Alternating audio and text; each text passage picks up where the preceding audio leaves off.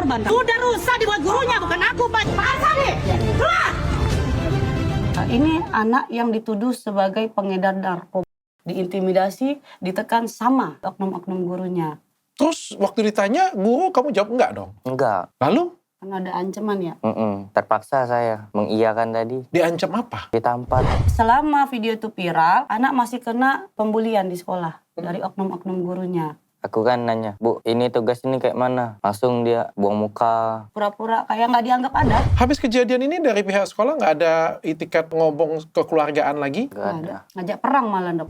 Saya dan anak saya serta Hafiz, kami menantang pihak oknum sekolah kalau memang ada anak saya memakai narkoba tersebut 1-3 kali, silakan buktikan videonya, tunjukkan di publik. Saya coba ya, saya telepon ya. Halo, selamat siang. Ya, Saya dengan Dr. Richard.